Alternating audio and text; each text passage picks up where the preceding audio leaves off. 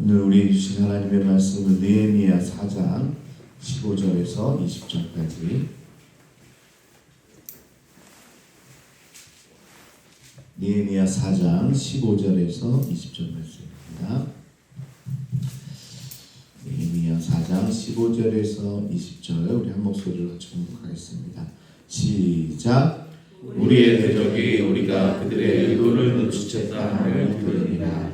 하나님이 그들의 꾀를 빼앗았으므로 우리가 다 성에 돌아와서 각각 일하였는데 그들로부터 내 수하 사람들의 절반은 일하고 절반은 갑옷을 입고 철과 경계와 활을 가졌고 민장은 유다 온 족속에 일했었으며 성을 건축하는 자와 집을 나르는 자는 다 각각 한 손으로 이르기를 하며 한 손에는 명기를 잡았는데 건축하는 자는 각각 허리에 칼을 차고 건축하며 나팔 부는 자는 내 곁에 섰었느니라. 내가 귀족들과 민장들과 나무 백성에게 이르기를 이 공사는 크고 넓으므로 우리가 성에서 떨어져 거리가 먼즉 너희는 어디든지 할 소리를 듣거든 그리로 모여서 우리에게로 나아가 우리 하나님이 우리를 위하여 싸우시리라 하였느니라. 아멘. 사랑하는 성도 여러분 평안하십니까? 네, 새일에 특별 새벽 기도에 9일차에 나오신 여러분들을 사랑하고 축복합니다. 어제 우리는 산발락과 도비아의 조롱을 기도로 돌파하는 느헤미야의 영성을 보았습니다. 문제를 하나님의 손에 딱 올려드리면서 문제를 해결하는 과정이었죠. 백성들은 마음을 다해 일했고 성벽은 절반에 이르게 됐습니다. 그래서 조롱이 오히려 불쏘시개가 된다. 조롱과 위기가 오히려 하나 되게 하고 더 힘을 내서 나아가게 하는 불쏘시개다. 근데요, 사탄은 포기하지 않습니다. 그렇게 딱 모이게 되면 빨리 포기해주면 좋은데 끊임없이 계속적으로 공격하죠. 이 말로 심리전으로 안 되니까 이 수위를 높이기 시작합니다. 조롱에서 위협으로, 심리전에서 물질적인 공격으로 전환합니다.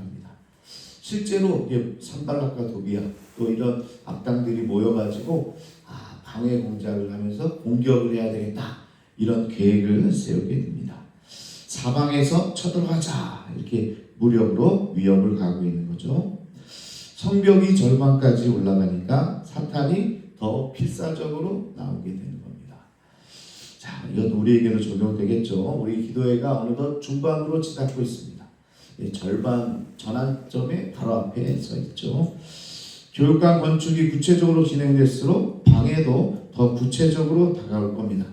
그래서 오늘 본문은 이 위기 속에서 느헤미야가 보여준 놀라운 전략을 통해서 우리가 어떻게 일하면서 동시에 어떻게 싸워야 되는지를 좀 배웠으면 좋겠습니다.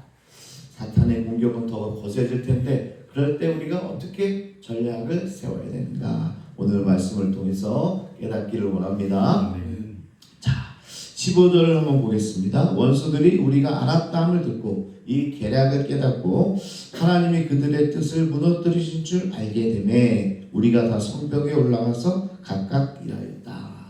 자, 이제 하나님께서 막아주셨다는 확신이 드니까 이제 방어태세에서 다시 일을 하기 시작하는 건데요.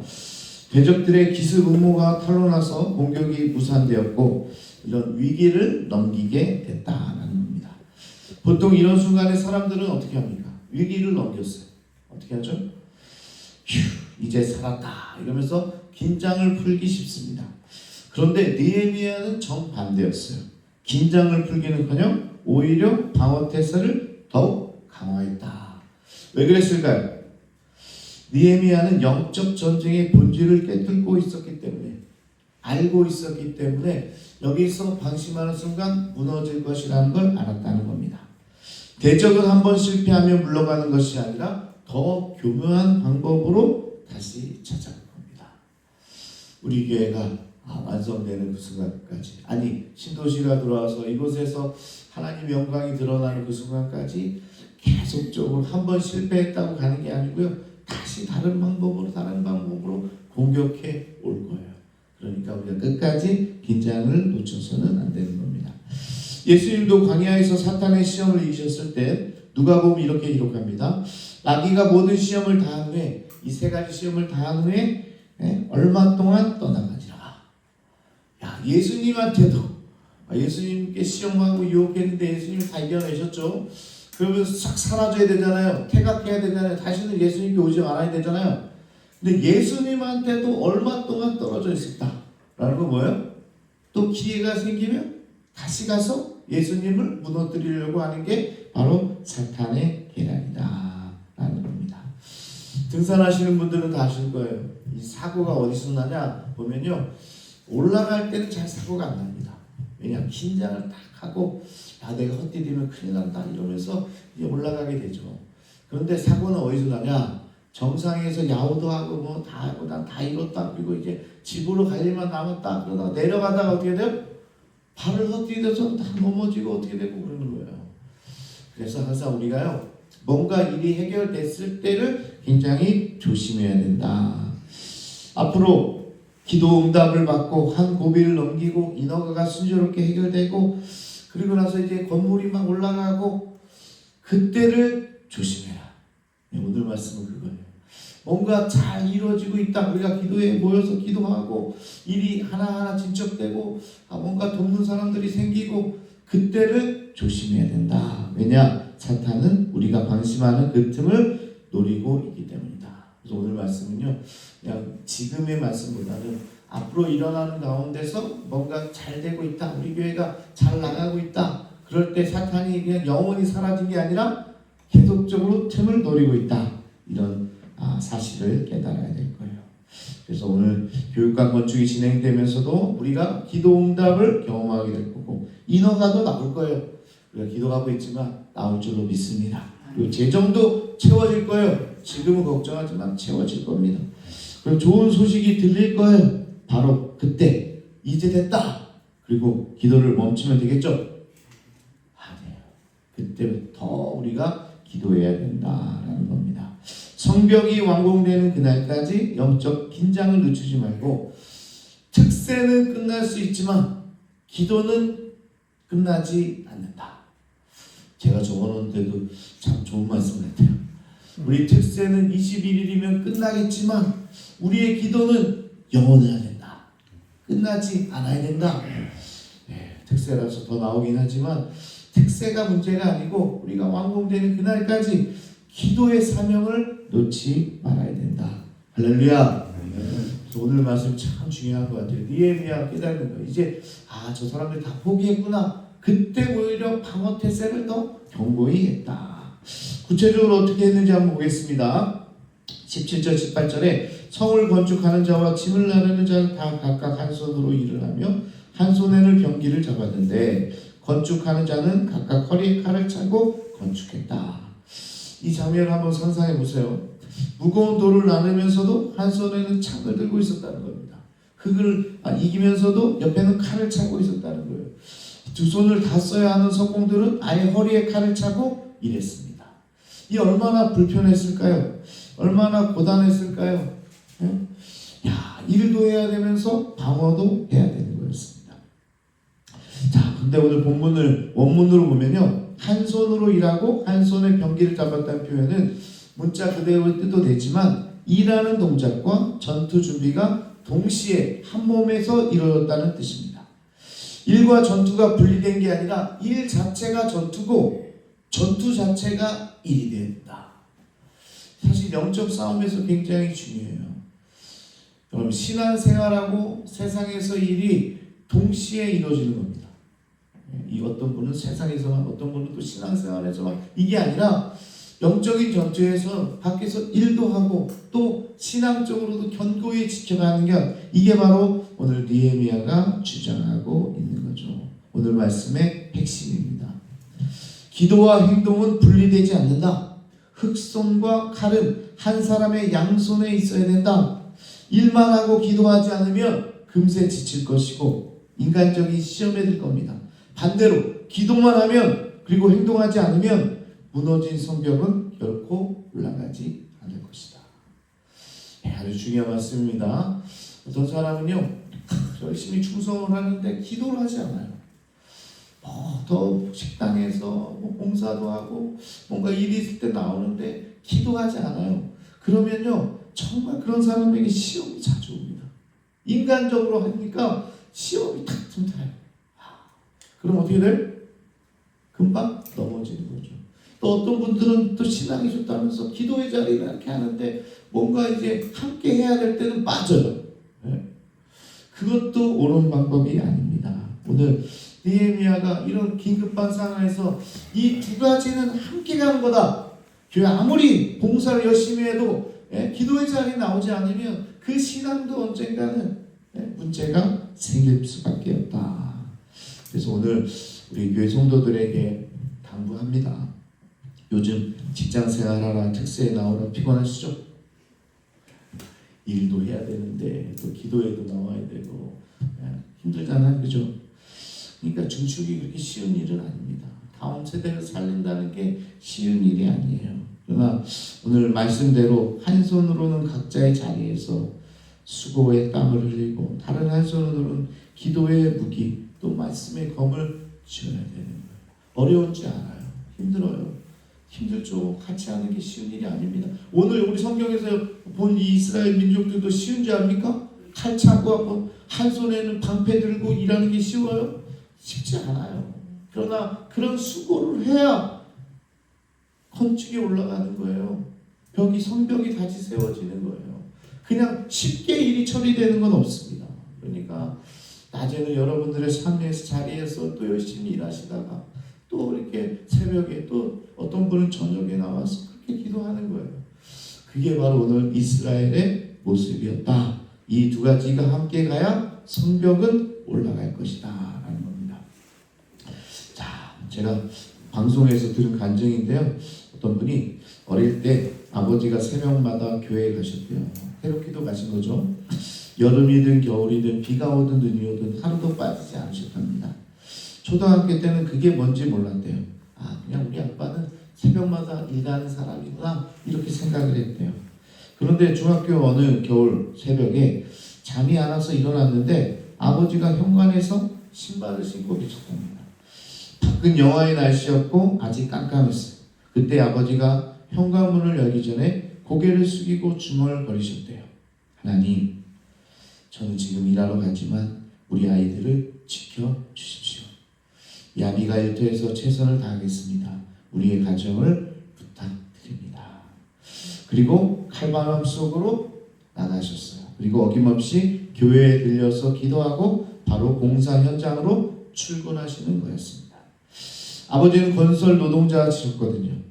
그러면서 그분이 이렇게 말씀하십니다. 그날 아버지의 뒷모습이 아직도 잊혀지지 않습니다. 새벽에는 기도의 칼을 잡고 낮에는 현장에서 흑손을 잡으셨던 아버지. 아버지가 돌아가신 후에야 아버지의 새벽 제단이 얼마나 위대한 것인지 알게 되었습니다. 아버지의 기도가 우리 가정을 어떻게 지켰는지를 알게 되었습니다. 저도 사실은 저희 부모님의 새벽 기도 나가는 모습을 보고 자랐고 저희 장모님도 새벽 기도 성가대 쓰시는 분이에요. 그러니까 큰 교회니까 새벽 기도 성가대 있으니까 성가대 연습을 새벽 기도 전에 합니다. 그러니까 교회에 얼마나 일찍 나가야 되겠어요. 그죠? 한 번도 빠지지 않고 나가시는 권사님이신데 그런 새벽 재단에 쌓았던 기도의 눈물들이 이 자녀들을 어디 세상에 빠지지 않게 하는 그런 힘이 되는 거죠. 진짜 신앙은 일과 신앙을 구분하지 않습니다. 피리어드. 진짜 신앙은 일 따로 기도 따로 하지 않습니다. 계속 문제가 되는 거예요. 어떤 분이 일만 하고 기도하지 않고 어떤 분은 이것도 문제예요. 우리가 기도만 많이 하는 사람들은 그래도 잘한다 하는데 그렇지 않아요. 기도만 하고 자기 일을 안 해. 그것도 문제예요. 한 손에는 기도, 한 손에는 일, 새벽에는 무릎 꿇고 낮에는 땀을 흘려 일하는 사람이 진짜 신앙입니다. 그래야 자녀들이 그 믿음을 보고 따라오게 된다. 저도 그랬고요. 아마 여러분들도 그랬을 겁니다. 그럼 부모의 세대의 신앙을 여러분도 함께 따라가시기를 바랍니다. 자, 느헤미야의 지혜가 하나 더 나오는데요. 18절 후반부를 보면 나팔 부는 자는 내 곁에 섰었느니라. 자, 예루살렘 성벽 공사 구간이 넓어서 사람들이 흩어져서 일하고 있었어요. 만약 어느 한 곳에 적의 기습을 받으면 어떡합니까? 그래서 느헤미야는 나팔수를 자기 곁에 세워뒀습니다. 위기가 오면 나팔을 불어 비상신호를 보내고 온 백성이 그곳으로 달려가 함께 싸우는 연합방어 체계를 구축한 거예요. 연합방어 체계. 한 곳에 문제 생기면 다 가가지고 도와주는 거죠. 그때 사용된 게 뭐예요? 나팔입니다. 나팔. 이 나팔은 뭐냐? 도와달라는 요청이다. 혼자서는 이길 수 없으니까 동역자에게 도움을 청하는 소리다. 나팔은 뭐냐? 중보기도입니다. 중보기도. 우리가 아무리 신앙이 좋다고 해도요, 때로는 혼자 이길 수가 없어요. 그러면 나팔을 부는 거예요. 네? 그러면 사람들이 와서 다 중보기도를 해주는 거예요. 영적 전쟁에서도 가장 위험한 건 혼자 버티겠다는 마음이에요. 혼자 버티겠다. 한국 사람들이 가장 못하는 말 중에 하나가 뭔지 아십니까? 도와달라. 이 한마디가 그렇게 어려워요. 내가 힘들다고 하면 혹시 짐이 되지 않을까? 내가 뭐라고 하면 또 그 사람들이 힘들어하지 않을까? 혹 내가 도와달라고 하면 나를 얕잡아 보지는 않을까? 약하게 보지는 않을까? 이런 걱정들이 많아요. 그러니까 우리나라 사람들은, 서양 사람들은 그러지 않는데 우리는 남을 너무 배려하는 것 같아요. 그럼 어떨 때 눈치를 너무 보는 거죠. 그러니까 도와달라는 말을 못하는 거죠. 하지만 성경은 분명히 말하고 있습니다. 전도서 4장 9절 10절에 두 사람이 한 사람보다 나음은 그들이 수고함으로 좋은 상을 얻을 것이니라. 하나가 넘어지면 하나가 그 동물을 일으키려니와 홀로 있어 넘어지면 불쌍하지 않겠는가. 혼자 가면요 넘어져도 도와줄 사람이 없는데 함께하면 도와줄 수 있고 도움을 받을 수도 있다. 그래서 마지막으로 우리 교회에 필요한 게 바로 이 기도의 나팔이다. 그래서 특세를 하는 거예요. 각자 기도하면 되잖아요. 각자 집에서 기도할 수도 있고 할 수도 있는데 왜 이런 특별 새벽 기도를 합니까? 함께 나팔을 부는 거죠. 같이 기도하는 거예요. 중보하는 겁니다. 건축 과정에서 예기치 못한 어려움이 생겼을 때, 어떤 가정에 사탄의 공격이 닥쳤을 때 목사님 기도해 주세요. 우리 성도들은 저를 너무 걱정해서 저한테 걱정 끼치지 않으려고 기도 부탁을 잘 안 해요. 다른 분들은 기도 부탁을 많이 하는데 잘 안 하시더라고요. 뭐 혼자 다 잘할 수 있나 봐요. 그죠? 그게 아니라 기도 부탁을 하는 목사님 기도 제목이 있습니다. 제가 기도원 원장 출신인데도 부탁을 안 하니까 할 말이 없습니다. 기도하면 얼마나 잘 들어주시는지 모르는데 잘 안 해요. 그래서 제가 아주 튼튼하게 키워서 그런지 모르겠지만 하세요. 목사님한테 기도 부탁하세요.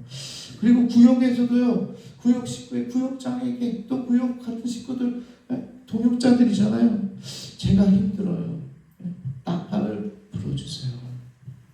그리고 나팔 소리가 들릴 때, 그건 당의 일이지. 그거는 뭐 우리 교회 민장일이지. 민장이라는 게 앞에 나오는 데에서 민족의 지도자죠. 백성민의 장이라는 뜻이니까 그런 사람들 그 리더의 일이지 뭐 이렇게 이야기하고 있습니다. 그렇지 말아야 되죠. 오히려 이 하던 일을 멈추고 달려가서 함께 기도해주고 중보하는 그런 교회가 되기를 원합니다. 그래야 어떤 대적도 뚫지 못하는 성벽이 될 것입니다. 자, 말씀을 정리합니다. 느헤미야는 고비를 넘긴 뒤에도 방심하지 않았다는 거예요.